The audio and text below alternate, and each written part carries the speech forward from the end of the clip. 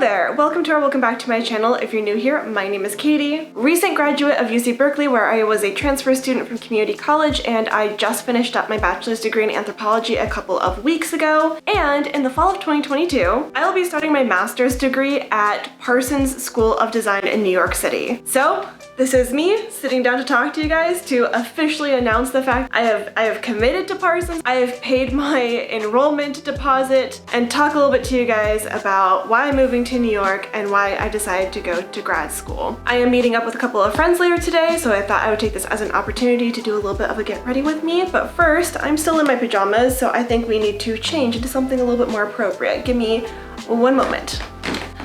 There we go, that's a little bit more on theme. Now before we really get into it, I want to take a pause and say a quick thank you to Dossier, who sent me a couple of perfumes I want to share with you guys real quick. So Dossier is a perfume company that reproduces high-end luxury perfumes for a fraction of the cost. They keep the same exact high quality by cutting all of the extraneous expenses that are associated with the famous brand tax that perfumes have. Because of that, they're affordable, so they start at $39 a bottle. They offer free returns and exchanges, and they're always adding new scents to their collection, so they take suggestions from their customers very seriously and love to add them to future releases. But why don't I go ahead and actually open these up and share them with you guys because I'm very excited about them. I have recently been on a perfume kick, which is weird for me because I've never really been into perfume. But one of the things I really like about Dossier is that they actually tell you what the perfume is going to smell like, so you can find a perfume that works for you. Musky oak moss. The top notes are apple, pineapple, bergamot. Middle notes are rose, birch leaf, patchouli, and base notes are musk, oak moss, and amber. I love musky perfumes. That might sound a little bit weird, but I love a citrusy beginning and kind of like that sharp musky smell afterwards. And one of the coolest things I think about their perfumes is not only are they affordable and smell good and they're very pretty, but the lid is magnetic. Ah, it smells so good. And then for the second one, they sent me floral ylang ylang. Top notes are lily, grapefruit, blackberry. Middle notes are ylang ylang, tuberose, and jasmine, and the base notes are musk, orange blossom, and orris. Perfumes have become a part of my daily beauty routine, so I thought I would just share those with you guys because I love to smell good. If you want to try Dossier, I do have a discount code. I'll leave it in the description below, and they are now offering store credit whenever you make a purchase. Anyways, let's move on into the meat and potatoes of the video, why I'm moving to New York. I, until a couple of weeks ago, have never been to New York City, never visited Manhattan, never been to the East Coast, really, and I've lived my entire life in California. So switching from anthropology to studying fashion and moving from one side of the country all the way to the other by myself because my fiance still has one more semester left at his school to finish up is huge for me. So I'm going to talk about that, and then at the end I'm going to answer some questions that y'all left me on Instagram. So let's start with why am I moving to New York? Hopefully by now it's kind of obvious I'm going to New York because I decided to go to grad school. In order to attend the grad school that I decided to go to, I have to move to the city that the grad school is in, and lo and behold, Parsons School of Design is in fact in New York City. In addition, the program is very much in person, which I'm super excited about because I started my time at UC Berkeley as a transfer student during the pandemic. So I spent the first half of my education at Berkeley purely online. Even though I was living in Berkeley, I was still taking all my classes via Zoom. But if we want to talk a little bit more about why I'm going to grad school and the program, we need a little bit of backstory first. If you've watched any of my YouTube videos before, this backstory you probably already know because I love to talk about community college and the reasons why I went to community college and how great I think it is, but for the sake of this video, let's just go over it real quick.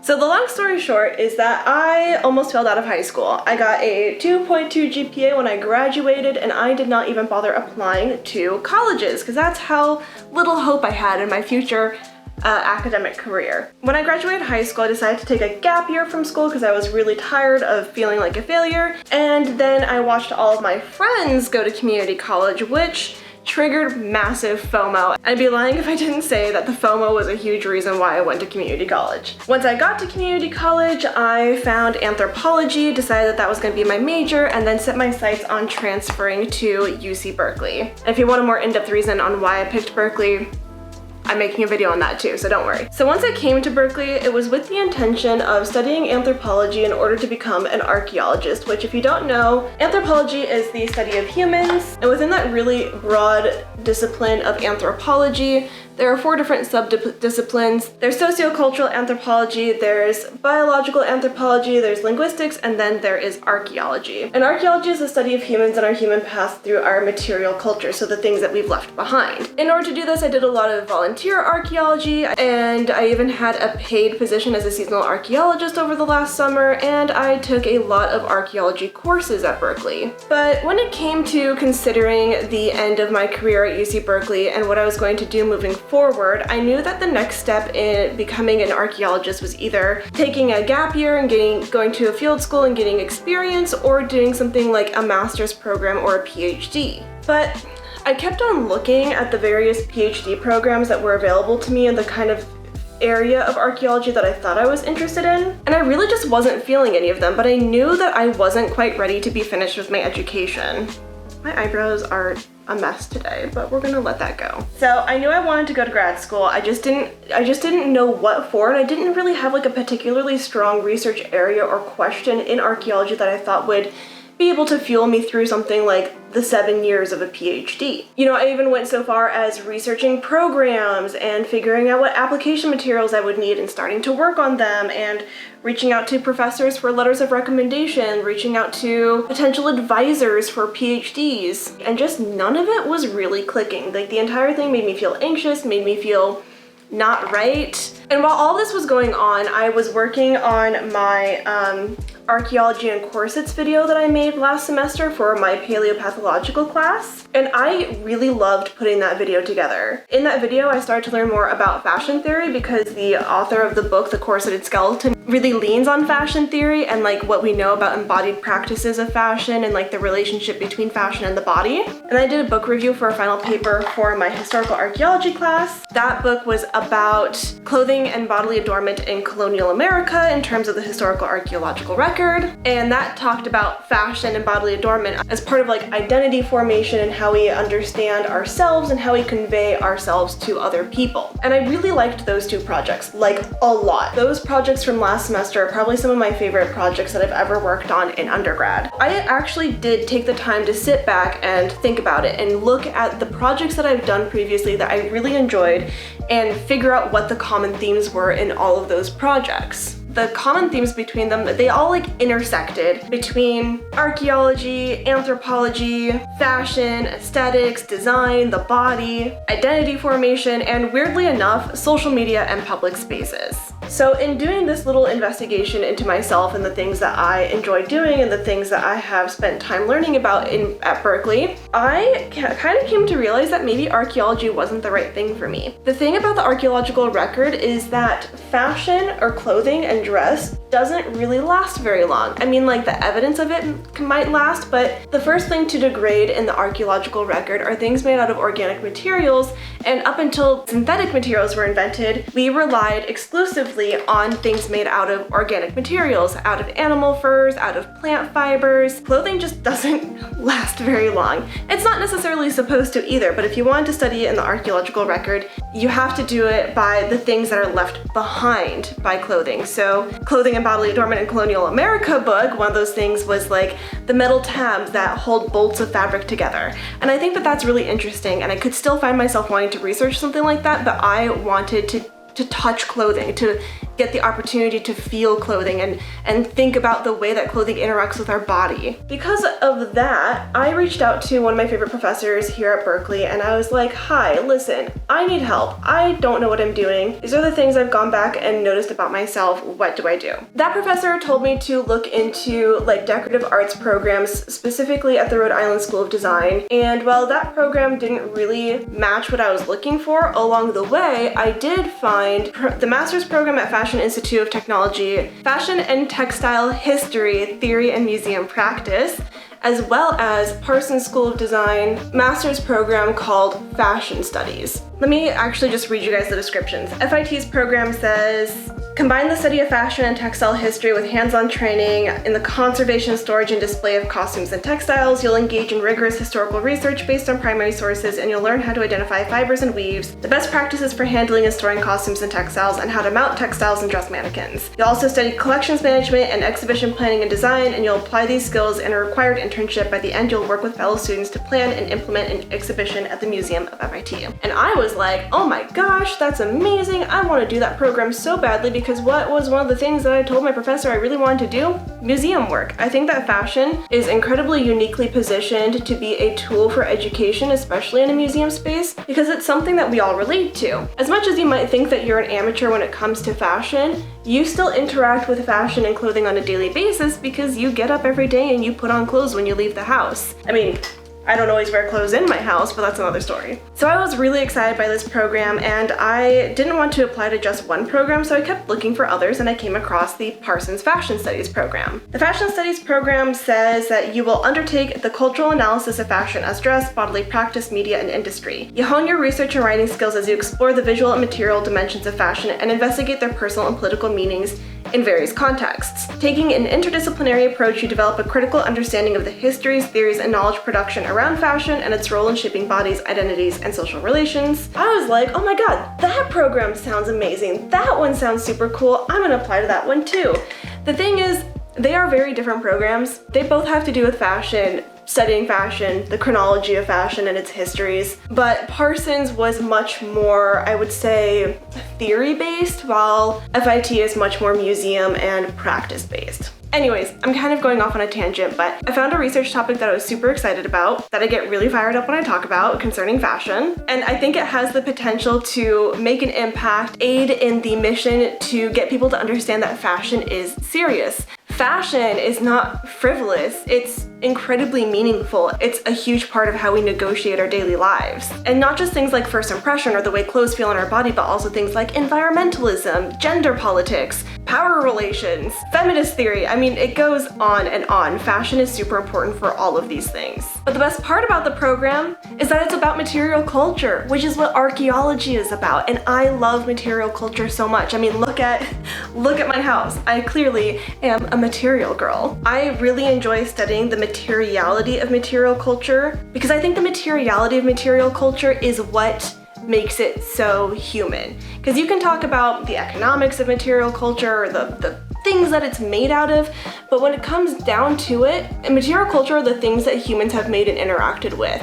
And part of that is the way we experience that material and what that material means to us. So I'm really excited that I'm going to be able to continue studying materiality and material culture just through dress and textiles. Parsons, like I said, is a little bit more broad, a little bit more open-ended, and that is something that I really like. I like to have options. I like to be able to explore things from different perspectives that the program might not necessarily be set up for. And at Parsons, we do have the option of niching down into one of two tracks. You can either do fashion writing or fashion curation, and I am planning on doing fashion curation because that is where I'll be able to have the hands-on, getting to touch fabric, pick up dresses, learn curatorial methods, learn conservation methods. But in addition to gaining like the practical experience of, visiting collections and learning curation, I also get to write a research thesis. In order to graduate, I have to produce a 70-page research thesis, which is a little bit scary to me, but I am so excited at the opportunity to do both, to both perform research and learn curatorial conservation skills. Like, it is the best of both worlds. Basically, this program is a huge stepping stone for me in terms of switching fields and moving on into my next career field. It's going to help me further my knowledge and hone research skills and niche down, while also training me for the job market should I choose to look for a job after I graduate rather than continuing on in academia. So I guess if I had to answer the question outright, why am I going to grad school? It's because I found something I am incredibly passionate about. I'm super excited about it. I can't wait to do research. I can't wait to get my hands on fabric and working with collections and learn how to think about fashion from a more anthropological, sociological, humanistic perspective. Now that I've explained all of that, I have a couple of questions from Instagram that I want to answer. First up, from Dr. Danielle Lawson. She asks me, why are you so amazing? I would argue that that I am not. I am just trying to chase my dreams, and I have an amazing support system behind me who is helping me chase my dreams. I would not have gotten this far if it weren't for friends like Danielle, Kaylin,